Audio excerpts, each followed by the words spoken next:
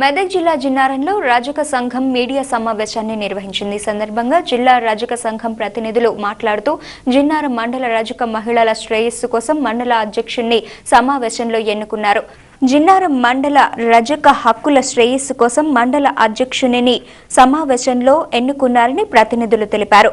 రజక సంఘం అభివృద్ధి, అందించాల్సిన సంక్షేమ పథకాలతో పాటు పలు విషయాలపై కార్యక్రమంలో చర్చించారు.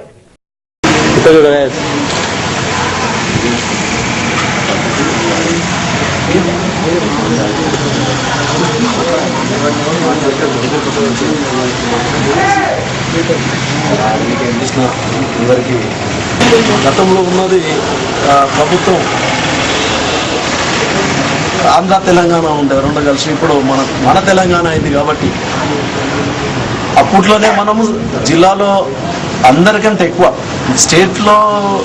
స్టేట్లో ఎంత ఫండ్స్ తీసుకున్నారో మనం ఓన్లీ జిల్లాకి అంత తీసుకున్నాం. అన్ని జిల్లాల కంటే మన జిల్లా ముందస్తులో ఫండ్స్ తీసుకున్నాం, గవర్నమెంట్ ఫండ్స్.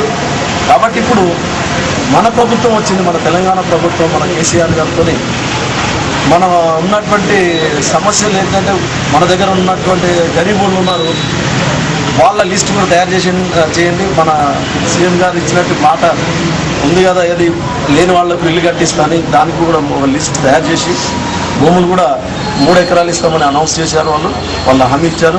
మనం కూడా మనలో ఉన్నటువంటి బీద వాళ్ళు ఎవరున్నారో వాళ్ళది తయారు చేస్తే మనం ముఖ్యమంత్రి గారికి కానీ మన యువ నాయకుడు మహేపాల్ రెడ్డి గారు, ఎమ్మెల్యే గారు మంచి